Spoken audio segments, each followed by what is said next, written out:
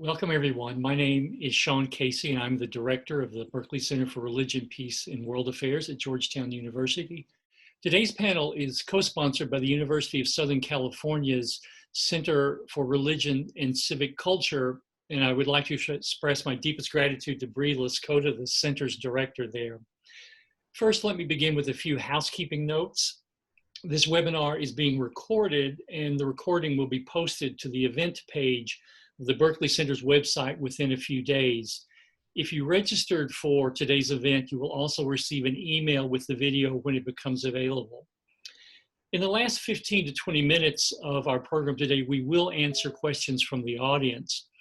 Please submit your questions by opening the Q&A box at the bottom of the Zoom screen and typing in your question. We also ask that you identify your institutional affiliation in your question. Let me now introduce our moderator and our speakers. Our moderator is Terrence Johnson. He is an associate professor of religion and politics in the Department of Government. He is also a senior research fellow at the Berkley Center, an affiliate member of the Department of African American Studies, and serves on the executive committee for the Center for Jewish Civilization at Georgetown University. Terrence's research interests include African American political thought, ethics, American religions, and the role of religion in public life. He is the author of Tragic Soul Life, W.E.B. Du Bois and the Moral Crisis Facing American Democracy, published in 2012. And he serves as co-editor of the Duke University Press series, Religious Cultures of African and African Diaspora People. He holds a BA from Morehouse College, a Master of Divinity from Harvard Divinity School, and a PhD from Brown University. Reverend Canon Peg Chamberlain is a coach, speaker, author, and strategist at the intersection of faith and public life. She is founder of Justice Connections Consultants. She served for 22 years as CEO of the Minnesota Council of Churches. She was president of the National Council of Churches of Christ USA, and she served on Obama's first advisory council on faith-based and neighborhood partnerships. She is the recipient of an honorary doctorate of divinity degree from Moravian College and Seminary, and she won the Bridge Builders Award from the Islamic Resources Group and the Governor's Award for Women of Distinction, among many other awards. Imam Makram El-Amin is Imam of Masjid Al-Nur in Minneapolis, Minnesota. He's led a fast-growing, culturally diverse congregation in his hometown to the forefront of interfaith dialogue and neighborhood outreach. The 2014 Bush Fellowship recipient El-Amin imagines a new narrative of Muslim life and religious leadership on global issues, which has at its core a vision for social change and justice. He is a spiritual advisor to Keith Ellison, the first Muslim elected to Congress. El-Amin has offered counsel to Ellison on religious and global issues and has accompanied him on international trade trips. He was also recently appointed a chaplain for the Minneapolis Police Department. His North Minneapolis Mosque is home to more than 200 families from around the world and has served as a catalyst for El-Amin to partner with some of Minnesota's most prominent religious, social, and corporate institutions on issues like affordable housing, immigration, employment, and education. He's a longtime member of the Minneapolis Multi-Faith Network and serves on the advisory board of the Muslim Christian Dialogue Center at the University of St. Thomas. And finally, Reverend Najuma Smith-Pollard. She is a program manager for the USC Cecil Murray Center for Community Engagement, running programs that train pastors to take on civic engagement work. Smith-Pollard is also a pastor, motivational speaker, author, life coach, radio personality, and community activist. She accepted her call to ministry in 1996 and was ordained as a deacon in 96 and an itinerant elder in 2000. Since that time, she has served as assistant pastor and pastor of family ministries at Christ Our Redeemer AME Church in Irvine, California, pastor of A.K. Quinn AME Church in Moreno Valley, California, and pastor of St. James AME Church in Los Angeles, California. In 2014, Smith-Pollard launched Word of Encouragement Community Church in Los Angeles. So I want to thank all of our panelists. It's a remarkably esteemed and accomplished group, and we're looking forward to the conversation. And now let me turn it over to Terrence to moderate. Take it away, Terrence. Thank you, Sean, for this opportunity to engage some extraordinary leaders within our religious faith communities. I want to begin with Iman El-Amin in terms of, can you give us a sense of why now? And so many people are really sort of struggling with understanding why at this moment do we see such a public outcry that's racially diverse, that's national, international, and how do you make sense of it? So, because a lot of people are just really lost for words as to why this particular killing in Minneapolis of Mr. Floyd triggered such an outcry that you can hear the pain and frustration of so many people from across many backgrounds. So I believe we've lost Iman El-Amin. So why don't we go to Reverend Peggy Chamberlain? Can you give us a sense, how would you characterize this moment? And in particular, in terms of as you have participated and as you watch the crowds, what's interesting is that you definitely see people who are physically pained by what they saw, and the outcry is yes for a kind of political strategy, kind of policy reform, but also here's something else within those cries that speaks to certain, whether it's faith, religion, I'm not sure how to characterize this, but there's a deeper kind of pain that people seem to be exerting at this moment. And why do you think that is, and how would you explain that to your congregation? As I have to say, I don't know. I have some speculation about all this, and I'm glad to share that. I talked with one of our bishops today from the East Coast, and he said he thought the murder of George Floyd in broad daylight was finally pulling back the curtain of denial that's kept most white people from seeing that Black lives have been more expendable than white ones. I give thanks to God that our bishops are saying things like that. I would add more to that because we've seen this kind of police violence before. This one was particularly nonchalant. The arresting officers seemed particularly nonchalant, as if this was so normal, as if this was ingrained. And I think in some ways that piece also helped unmask the pain, the agony, the guilt that's there in the white community. I think the fact that it was so readily, the story was so readily available by media and was spread so far. I think it's also because Minnesota really doesn't believe that that's who we are. Even though we've been a very white community, we aren't any longer. We've wrestled with that. We continue to wrestle with that. But I think, Minnesota Nice has got a nice aspect to it. And we really expect that all our public servants will act with a respectful aspect. And we saw so blatantly how that wasn't true in police officers' conduct that day.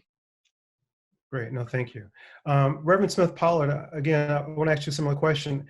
I mean, how do you explain this moment and why now? Again, we've witnessed this, unfortunately, for decades. People have been hollering and screaming Black Lives Matter. We've gotten all kinds of responses, but something happened at this moment. How would you assess it? Yeah, and a number of people would characterize this moment as the perfect storm. So that's not a unique thought. You have kind of like a triple pandemic, right? You have the COVID pandemic that forced people indoors, off work, which then creates an economic crisis for millions of people. And then you layer that with this egregious violence against, yet again, another Black man screaming, "I can't breathe." And you're absolutely right. We've seen these videos, before. So this is not the worst one. This is just bad. It's just all bad. And one is not worse than the other. But it was too many forces coming together at one time. And everybody, I believe, felt vulnerable in the way in which this crime happened. And to hear this man cry out for nearly 9 minutes in the way that he did, it just pulled something back, that it was like the final tipping point, like it's just too much.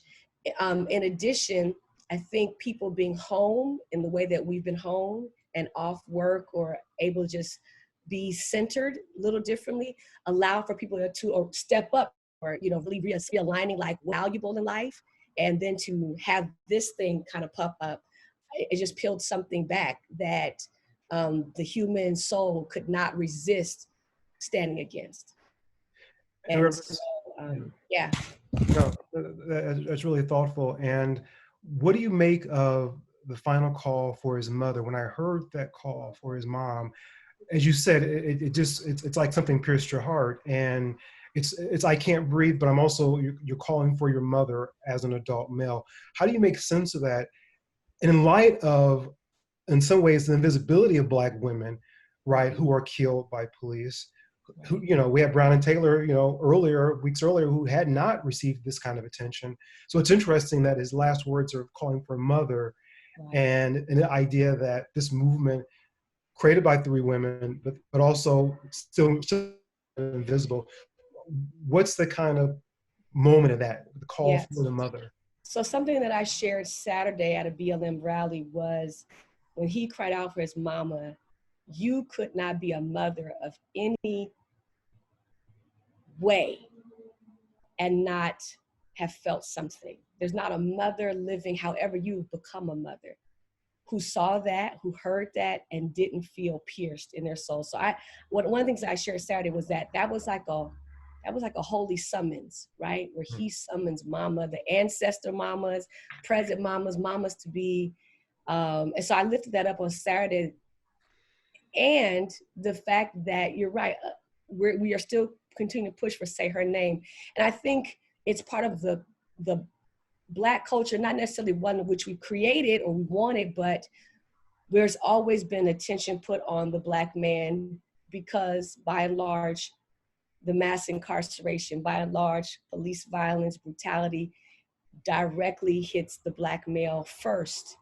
And traditionally and culturally, Black women always have supported their Black men and lifting up and supporting and undergirding the pains and the struggle of the Black man. And so I think it's good that we're at a place, and we're more at a place now where we are saying, no, we cannot forget the Black women. And that includes even in spaces like the Black church, you know, and it begins in spaces like that. And so we're getting there. We're not fully there yet because we didn't see the same kind of fervor and attention around Breonna Taylor's case and so many other cases.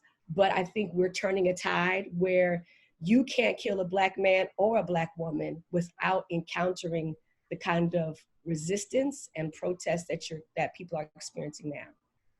Great, thank you. Mm-hmm. Iman El-Amin, Reverend Smith-Pollard just told us that there was a holy summons, right, with this particular killing. And I'm curious in terms of, what do you see as the holy summons, the sort of the call that went forth with this violent act? It's a call to action, a call to not be silent, you know, a call to be in this moment. You know, it's one of those situations where the outcry for his mother, I thought there was a great question that you asked about that, and to know that his mother had passed away actually prior to this. I mean, this was really a surreal moment. I mean, even just as you can, you know, learn that in the backdrop and how that happens. But I think that it was one of those moments that transcended all of our particularisms and all of our uniquenesses and all of our things that make us this group and that group. This was a moment for humanity to be touched, and something that would pierce,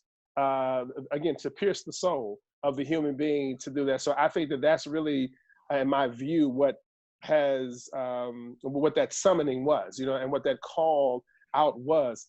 And I would also say that, you know, this is, you know, you mentioned the many people, men and women, Black men and women who's lost their lives at the hands of the police or the law enforcement over the course of time.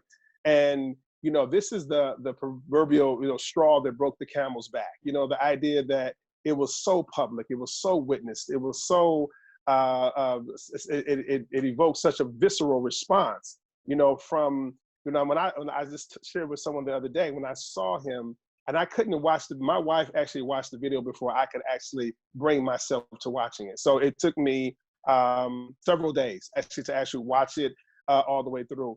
But when I did finally sit down and watch it, I mean, my eyes looked upon George Floyd, and when I looked at him, I saw me.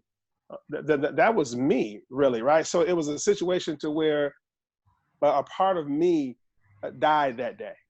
A part of me died that day too, right? And I think that that's one thing that I think still resonates with me. And I think that it's a summoning, it's a calling of us to really calling us based upon our humanity, you know? And I even think, you know, there's lots of terms we use when we're trying to build coalition. We have allies in terms of that nature as well, where even I began to even look at that term even differently. You know, this is not a time for anyone to see this is that group over there, or that those folks over there, like that's their issue. And though we're sympathetic, we're going to lean in to help. No. We need to see this as this is our problem. This is our problem. Until we can own it in that way, I think that that's going to count for change to happen. But I think this moment has crystallized that in many ways that perhaps other situations didn't do so obviously or so much more pronounced in that other episodes that we've seen. Right. And Reverend Chamberlain, can you say more in terms of about sort of setting the stage for us in Minneapolis? I know you've done a lot of work there with the interfaith community. And can you say in terms of how have you in the past brought the sort of varying groups together, Muslims and Christians and Jews, but also how do you bring them together now when race is such a critical sort of component of the conversation? It's one thing to galvanize, say, around even immigration, which clearly is very race-based, but often it's seen as something over there. Or how do you, and gender seems to be sometimes very kind of, very accessible to people. But how do you deal with this sort of bringing people together around this ongoing issue of anti-Blackness when it appears to be very raw? And as you mentioned, the kind of response to many Blacks by some police officers has been this idea, this kind of raw indifference. How then do you begin to then think about and guiding the community in Minneapolis back together in light of the role of anti-Blackness within this debate? Let me offer a bridge comment that speaks to the first question, Terrence, and will lead us to the second. Okay. I think one of the other issues in this moment is the culture's response to this particular president. Washington Post did an article, and one of the protesters who came out to his first protest said, I felt like when we had the Obama era, things were getting better. But when I realized we had this whole other side of America who didn't look like me or like me for wanting to speak up. When we look at what President Trump has done in terms of dismantling the kinds of activity that would give us some reflection on and some insight and investigation into some of the abuses, that's just been undone by him, so that police in some cases will tell you it's open season in a sense. I think that is a different context than when we started doing interfaith outreach and interfaith work many, many years ago. I mean, we started in Minnesota in the 70s, developing something called the Joint Religious Legislative Coalition that included Catholics, mainline Protestants, and the Jewish community working on public policies issues together, issues of the common good. The Muslim community joined that group in the early 2000s. And so now we have this really significant body, interfaith body that works on public policy issues at the state level. There are also all over the country, but in Minnesota in particular, Gamaliel-related Isaiah community organizing group. And they've done a lot of work bridging and making connections on more local issues, state, but city more so. So I think the desire for interfaith relationship has been there for a long time. I remember when I lived in Washington, D.C. for quite a while, and I came back here in 1982, and I would walk around kind of with my mouth open going, they're all so blonde. I'm surrounded by blonde people, not just white people, but white blonde people, you know. Well, that's changed a lot, and for a lot of different reasons. One of the programs of the Minnesota Council of Churches is a refugee resettlement program, and two of the major populations that have been resettled in that program are East Africans and those from the Karen people from Southeast Asia. As well, before that, we could go way back. But that has really significantly changed the visual of who lives and who is my neighbor here in Minnesota. I think there have been interfaith discussions for a long time. The Council of Churches had a Christian-Jewish dialogue for 30-something years, Christian-Muslim dialogue for 25-something years.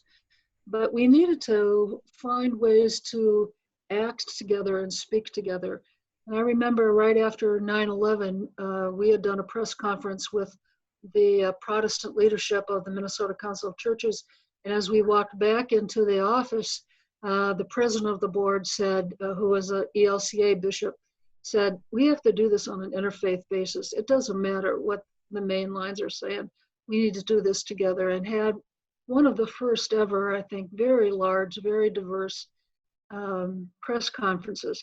That led within a few days to the governor saying, you got to get over here and help us plan this event at the Capitol that 2 million people watched, that 30,000 folks were a part of, where we had Christian, Muslim, Jew, Native American, Salvation Army, evangelical, all standing together to say, we're in this together.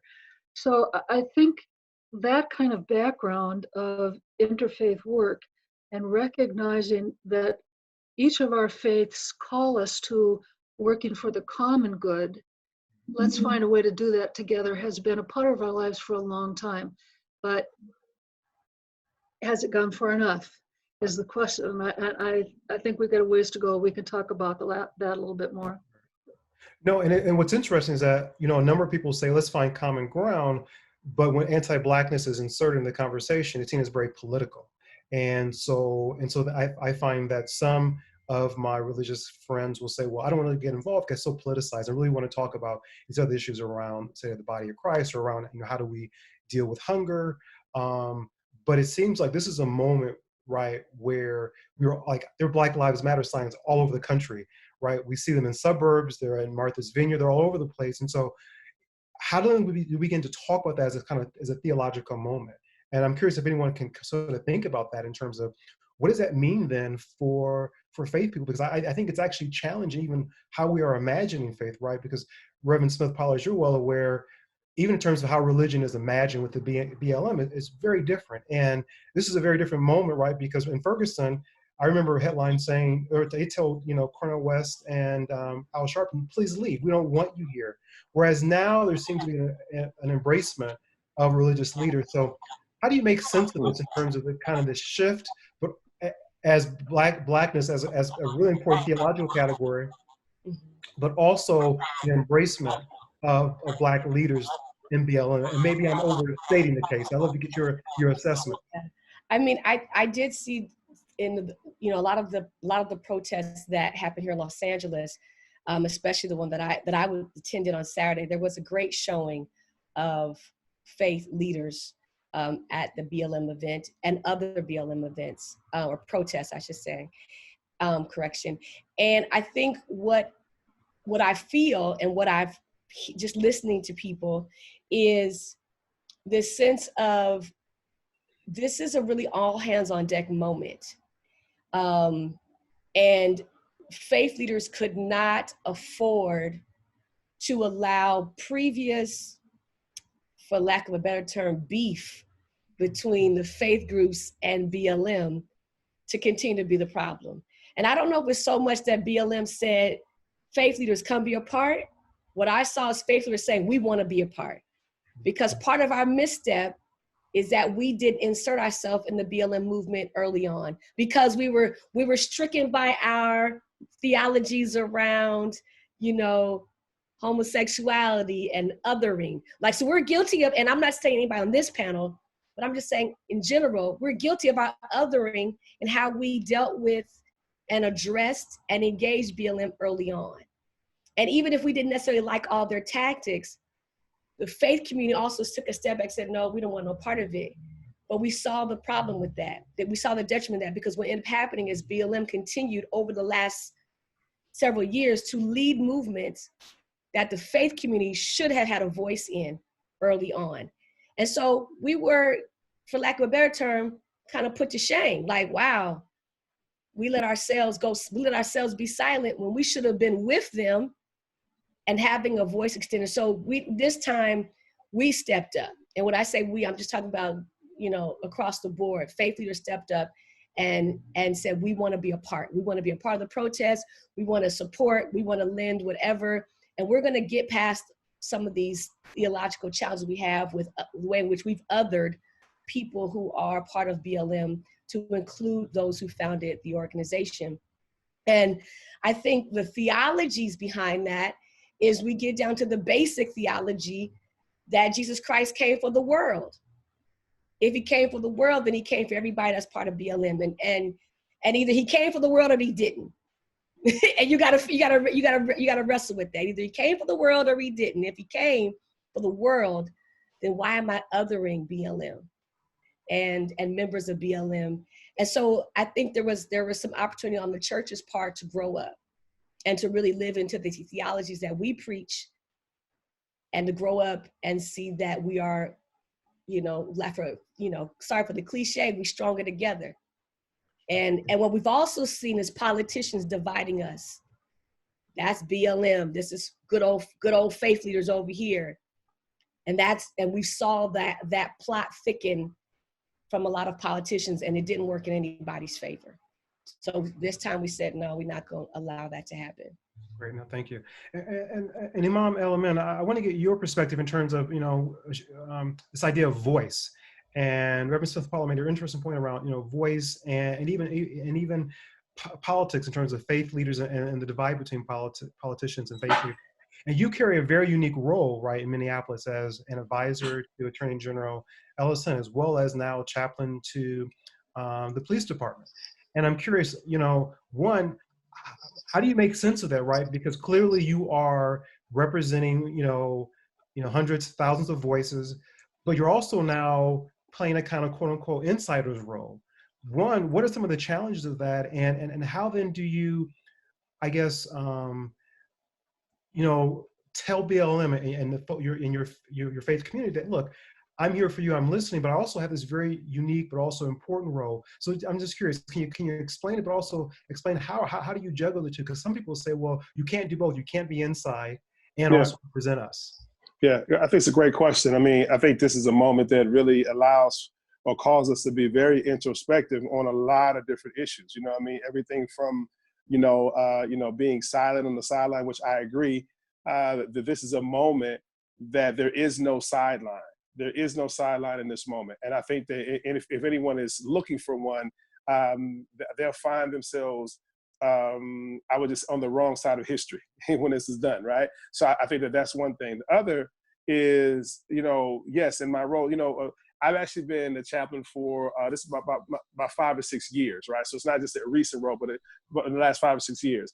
And even in the when they basically recruited me to come and to basically, provide these services, and really for a growing number of Muslim officers on the force to have a level of pastoral care and things of that nature, but also to liaise within the community. I think that what was written was something that I could embrace in terms of a vocation as part of the work that we do and so on and so forth. But how it plays out, and this speaks to the culture of the department, how it plays out is that it becomes a line. It becomes a line where they want you to, and it's this unspoken kind of culture, which is how culture is. It's not something that's always pronounced or something. It's just kind of, it kind of goes with the whole territory, to where you are really required to kind of to be with us, you know what I mean, and distinguish that. And I've resisted that. And if it was one issue that I've had in this role, was that issue of having to feel like I needed to choose, you know, like I needed to choose to be, when the description said I was to be to liaise and basically to bring things together. But it speaks really to the culture, the strong culture that's there. We talk about that blue line, you talk about the wall, or whatever the language we want to use in today's language. That's very, very real. That's a very, very real thing. It is so real that in recent days, I have really had to rethink my position with them. And I've chosen to step away and step back from my position as a chaplain, because I believe that probably the role of faith is to, you know, and one is to comfort the afflicted, you know, you have to be there for those who have suffered, to be there and making certain that we have a voice to the voiceless, and making sure that we're standing up and helping to center people when things have gone awry and chaos and all those things, and all the things we do when we consider to be pastoral kinds of roles that we play. But I also think that the flip side of this is to afflict the comfortable too, right? So the idea that we need to be agitators, we need to speak truth to power. We also need to be ones to stir the pot of people becoming too comfortable, too complacent, to where they become complicit in the conspiracy. Then we need to agitate. We need to speak to that. And in this moment, that's more strongly pronounced. It's very, a very natural place for me to be. And I think that this is one of the lessons that I've learned that has really hit me dead center, right? The idea that I need to be that person in this moment. I need to do that. And it doesn't take away from my need to serve all. But again, we're just in that moment that crystallizes, and I think in many of us cross traditions and other spaces, that there's no sidelines here. And if I have to choose, if you make me choose, I'm going to choose the people. If you make me over an institution, if you make me choose, I'm going to choose them, right? So I felt that I was up against that edge, and when I made the decision, I contemplated, but when I made the decision, it was freeing to me. It was freeing to me in the sense that this is my true self. This is that I was trying to, intersect myself into a space that I think has had a great void in terms of African-American community, of the Muslim community, as it relates to law enforcement. So I inserted myself into that intersection. At the point that I feel that I could not be myself anymore, then I had to respectfully exit that, so I can still be in with integrity, with street cred, street cred. I need to be able to be with my people right now, right? So, and my people are the people who, regardless of your background or whatever the case may be, my people is those who are working to support the oppressed. I'm an African American, and I love being who I am. And when I show up in the room, I show up as this big black guy, before you know that I'm a Muslim, or I'm an imam, or I'm the community, because the optics are what they are. I'm this big guy here, and I love this guy, right? So the idea is I cannot sit by and allow systems, oppression, white supremacy, wherever it stems from, I can't allow that to negatively affect my community and not be a force for change and transformation in this moment. So that may be more than what you asked for, but I thought I'd just insert that at this moment. This is great. I want to ask something about something real quick that just came to me. This whole, we're talking about theologies. At the core of faith, is the matter of justice. Yes. And if we're really going to be people living out our faith, we have to re-examine how we approach and justice. Like, I can't say I'm this or that. Right. And then be like, well, I'm gonna choose who I'm gonna be just to, and how I'm gonna fight for justice. That I'm not. Then I'm betraying my own faith, because at the core of all faith tradition is this thing of love and justice and mercy at the core.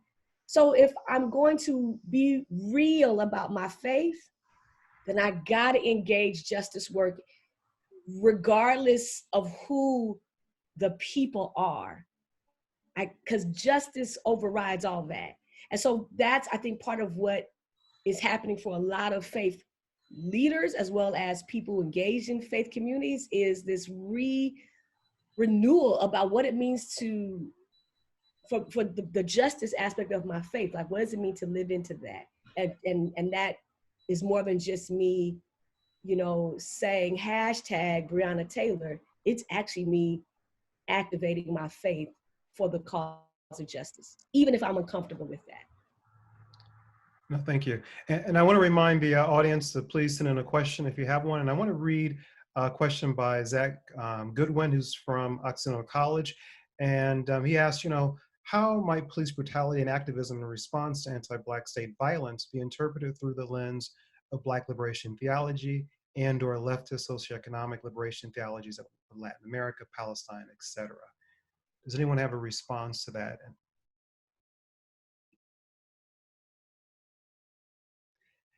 And I might extend the question to kind of get everyone involved.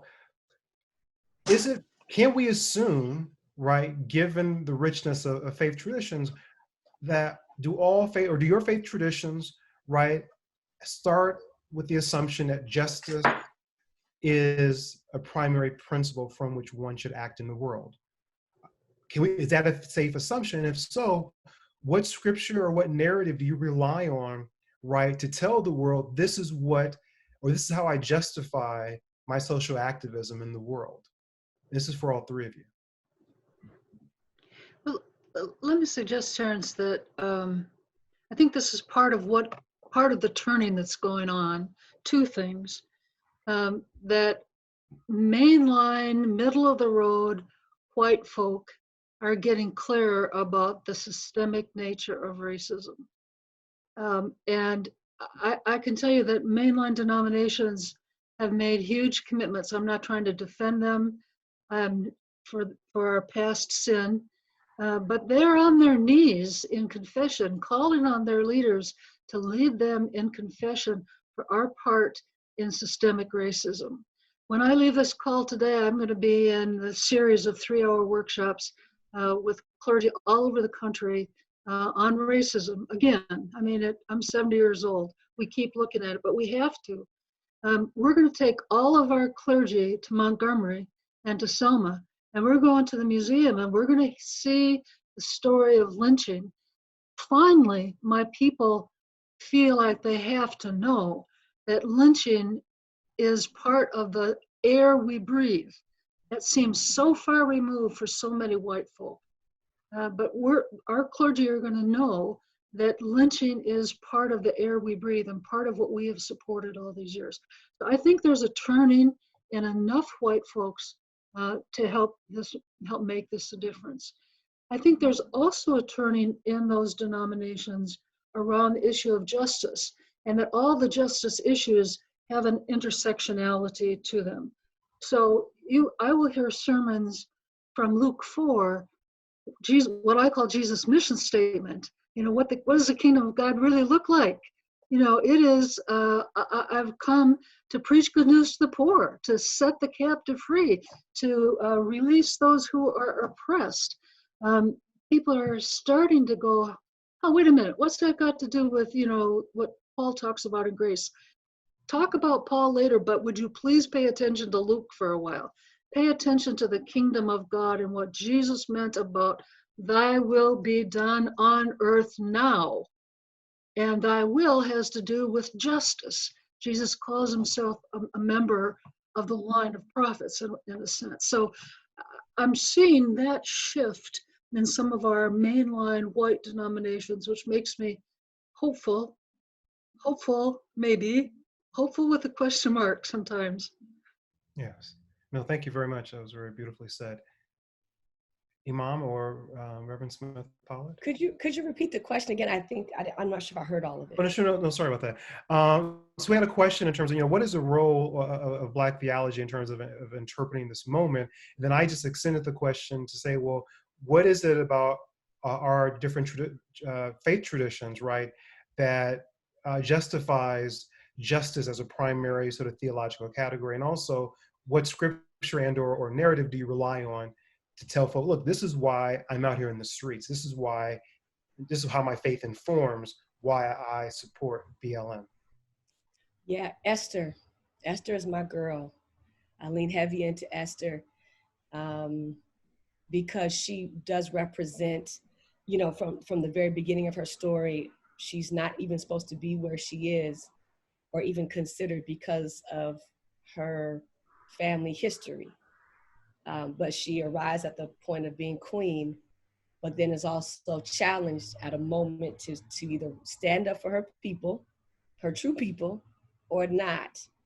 And through her own contemplation and prayer, she does the right thing, and she's found to be on the right side of justice. So I lean heavy into Esther because I think all of us can have those moments, not all of us, but as you know, sometimes, and to Reverend Cannon's point, we can get comfortable, right?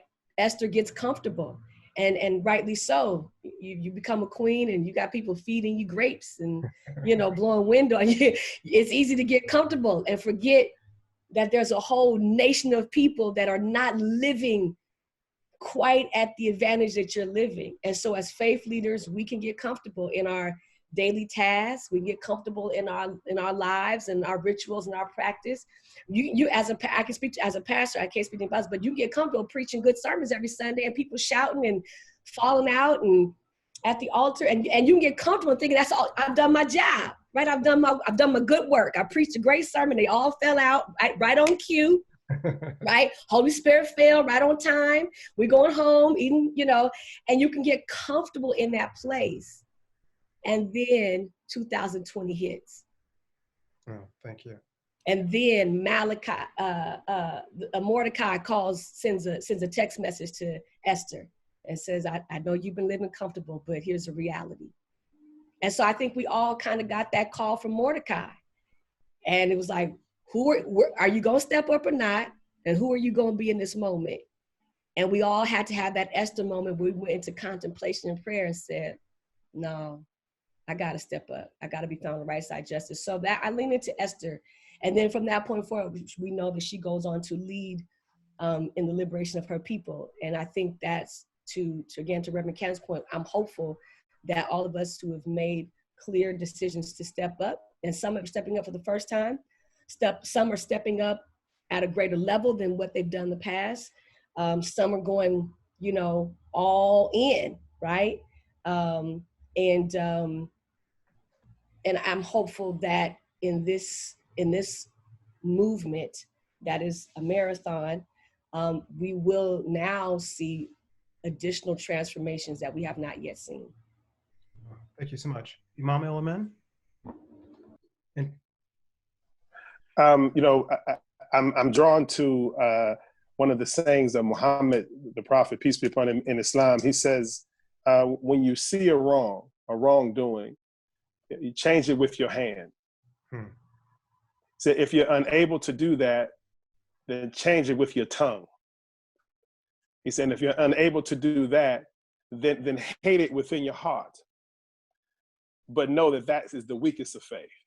Right. So we have our marching orders and the priority that I need to exact change. I mean, literally change it with my hand. I need to physically change the situation, change the condition, change the circumstance that I had, and I need to control what I can control in this moment.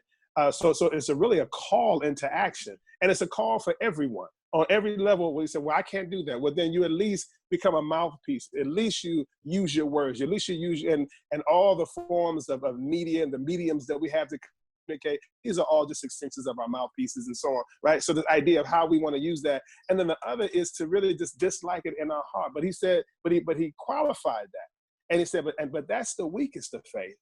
And you think, so why is that? Because that's where it should start. That's not where it should end, right? It's the idea, it should register with me, my sensitivity as a human being in my heart of hearts, and say, you know what?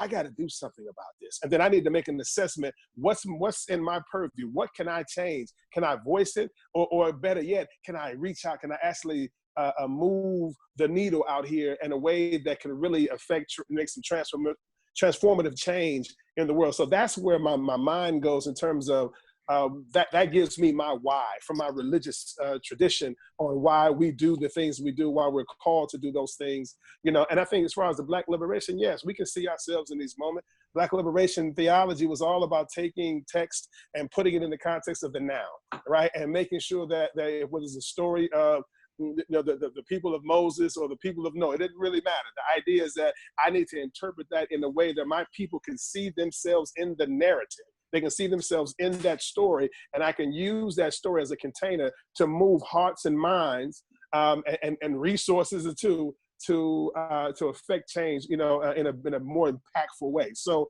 we have to use all of these things at our disposal, especially as faith leaders. We have a forum, we have a pulpit, we have a captive audience, on a weekly basis that we need to be speaking through in these kind of almost these abstract parables, but to bring concrete change, right? So, that's how we move people. We move them in the action, so we kind of capture their imagination, and then we say, hey, here's your call to action, and we set it on the trajectory to change the world. And I think that this is our call in this moment, to be that for our people and for the world and any of those who we influence. So yes, this is so much on that. That's such a rich question. And it's really making me, I think, as they say, that'll preach. We need to go back and work on that and develop a whole series based on that question, on the premise of that question. No, thank you. So we have two questions. I'm sure both audience members will really be upset with me, but I'm going to try to merge them because of time. One is from Ryan Williams, and his question is basically, why should we assume, or he says, well, why does the Black community believe that it has a monopoly on pain and suffering? I do not see Black community suffering as representation of all sufferings in the US. And Reverend Chamberlain wants to respond. And then Robert McDonald has a question that's sort of similar in terms of, well, if in fact, narratives and stories are a part of our theological tradition, particularly within Christianity, why will people say the image of Jesus carrying a cross, right, as universal and as a universal call, but say reject the image of an officer on a Black man's sort of neck and killing him as also, but reject that as a call. So both questions have to do with this idea of pain and suffering. One is the idea of, well, can we really look at the Black community as representative of all suffering? But also, can we then use the image, right, of a Black person getting murdered as a call for something broader and bigger? Reverend Chamberlain, you wanted to respond? We cannot in this moment, and I appreciate very much what my sister and brother have said here about this is the moment. We cannot in this moment allow ourselves to be divided in our pain. I think we have to understand the intersectionality of the isms in our world. Here's a quick story. I have a friend over on North Side near Mockram's place, and I was telling him about watching a TV show in which 3 friends are in a bar and they're having a good time. They're laughing and carrying on, and now it's time to leave, and they walk out. They're in New York City. The 2 men turn to walk up the sidewalk together, and the woman turns the other direction to walk down the sidewalk. And the music behind the men is kind of this jovial, happy music. The music following the woman is this kind of dire, deep, concerned music, and I get this right away. It takes my husband a couple more shots before he goes, oh, the music's changed. I knew when she started to walk by herself, that as a woman walking by myself, alone in the city, late at night, I've got a target on my back. I'm having this conversation with Calvin, and I said, I imagine it's something like that for you as a Black man. And he said, well, yes, it is. I feel like I have a target on my back, but it starts for me when I walk out the door in the morning. It's there for me when I'm in the bar with my friends. It's there for me when I'm walking down the street with my friends. And in fact, it increases, and it doesn't go away till I get home. And even then it doesn't quite go away. So, I don't want to talk about numbers or whose pain is worse or whatever. It's just that my pain should be able to help me understand the pain that happens for other groups that are considered somehow other from the dominant community. So let us not get into fights theological or sociological about whose pain is worse, but we share the pain. That's the call. We share the pain. And so we have to share the remedy with one another too. No, thank you. And also want to involve an image of Hagar in terms of Hagar at the bush with the angel, right? In terms of these images that we rely on for a call for justice. But Imam El-Amin or Reverend Smith-Pollard? Yeah, I think Reverend Cannon, am I saying that right? Peg Chamberlain. I hope I'm saying it right. Please forgive me if I'm butchering your name. But I think she articulated that quite well. And I would only add, like it takes something different within to really put yourself in the pain of somebody else. And yeah, and so I mean, it's not, again, I think to quibble about whose pain is worse is not the argument, because that's, you can't, there's no pain-o-meter. Like, oh, here's the, there's no pain-o-meter. Pain is pain. Grief is grief, suffering is suffering. And either I care about people who are in pain and who are suffering, or I don't. Sure. But to say, well, let me care about people whose pain is at a 7, but not at a 4. That's ridiculous. That's just, yeah. And so I think it just comes back to that place of, in our humanity, do I care about suffering? Do I care about hurt? Do I care about pain? Do I care about struggle? Do I care about injustice without pulling out my little meter to see how high it goes? Is it at a sub 1 or sub 2? Yeah, that's and people who do that, I think, really need to check themselves. And here's why I say that, because everybody's going to have a day. If your finger hurts, your finger hurts. Do you want me to pull out the meter and say, well, how bad does your finger hurt? It hurts.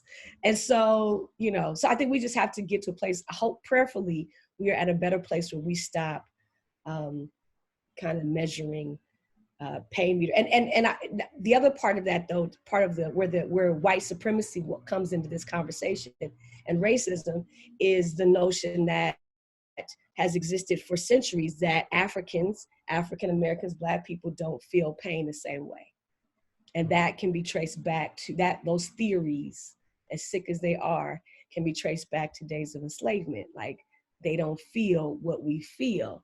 And if I make them 3/5 of a human, they really don't feel what I feel. So I think when people are having those thoughts, they need to check their white supremacy ideologies, because it actually has a place.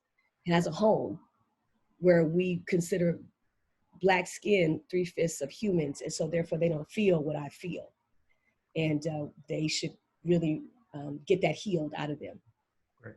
No, thank you. And we have a question from Anna Saniva that I think I want to begin with Imam and then move the opposite way. But she's like, how do we actually, as faith leaders, get involved on the ground with real police reform? What are some specific ways that she can take back to her community? She's in Washington, D.C.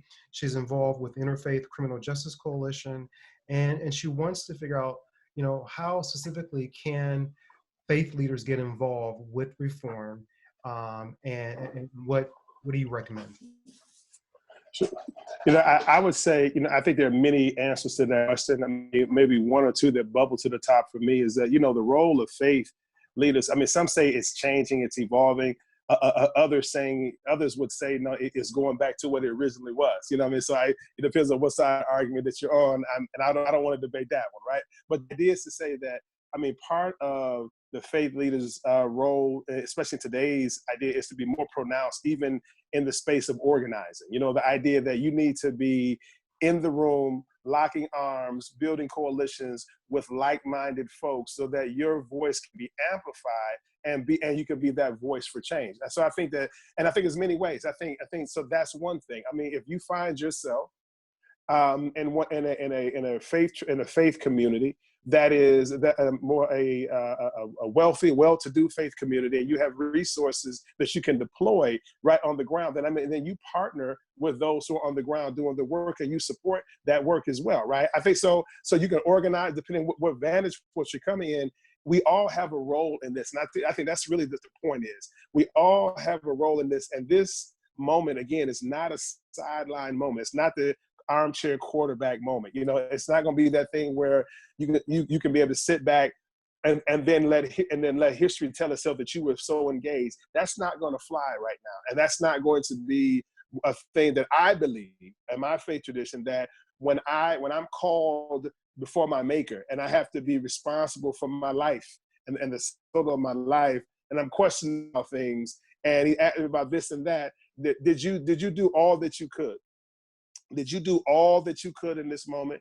Did you get, for all that I had bestowed upon you and in you and within you, did you use everything at your disposal to rid the world of evil, of sin? I mean, did you do all that you could?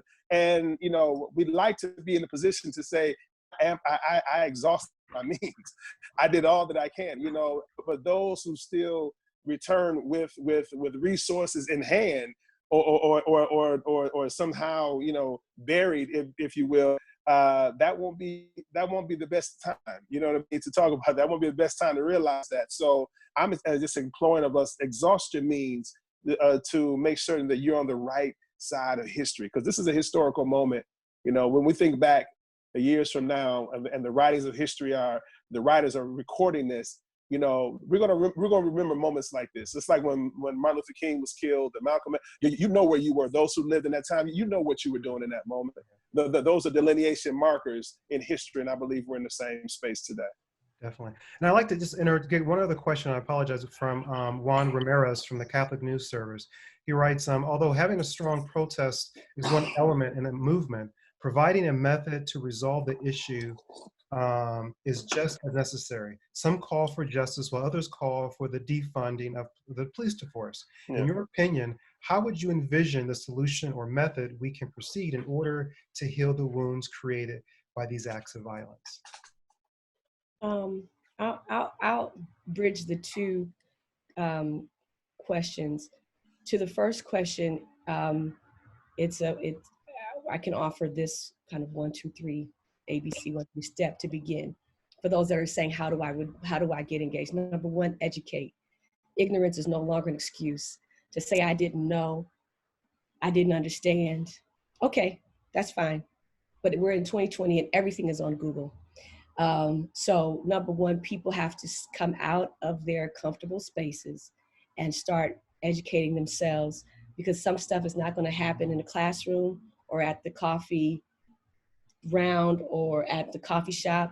So I would encourage wherever people are located to begin to educate yourself around what is happening around police reform and justice movements. The second thing is then to figure out who's leading efforts to change things, who's leading the transformational efforts, so that you collaborate. So first is educate yourself.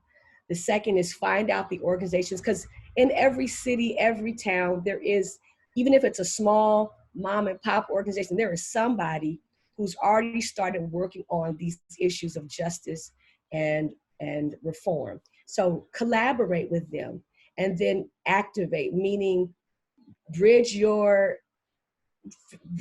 out what you bring to that collaboration and work it. And if you know how to write newsletters, then you need to be printing the newsletters. If you can tweet, then you need to be doing a social media page. If you can organize, then you need to be organizing the rallies. If you have access to boardrooms and meeting rooms, then you need to be setting the meetings up. And so you activate whatever you can bring to the table. So educate, collaborate, activate. The second piece about defunding, defunding doesn't mean we're not paying police. Defunding means divesting budgets to areas where there is lack of funding or not enough funding, i.e. mental health, i.e. education. And that's been a big push here in Los Angeles, is the push for defunding the police. And it's not that we don't want to pay the police, but that portion of the budget, which in California was 53%, 54%, divesting that to areas where we know systematically people are not getting their justice. So that includes the educational system. We need to divest here in Los Angeles some of the funding that's going to school policing. Why do we have more school police than school counselors when the real issue for most kids is trauma? You cannot police a community of people out of trauma. They need mental health services, they need therapy, they need counselors. And so when people speak of defunding the police, they're speaking of divesting those budget line items to areas to benefit people who are long overdue for needing those resources. Great, thank you. I just want to get Reverend Chamberlain in real quickly. We're out of time, but please respond. I know you've been waiting. I would just turn people's attention to the Star Tribune article by another of our esteemed imams in Minnesota, Asad Zaman. You can find it online. He lays out 6 particular policy issues that need to be dealt with. And I would agree that there's somebody in every place that's already working on these, but adopting a use of force policy that's consistent with minimum force, a standard prosecution for homicides by police officers, mandating that all police officers have a duty to intercede and present excessive force. And other people are doing this too, but it's one place to get a handle on it. And I lift it up because he's going to do that work in the interfaith context that he's a part of in the Twin Cities, and we're all going to follow him and give thanks for what he has to say. Thank you all. Great. Thank you all for this incredible conversation, and Thank give you a virtual hand clap. Thank you.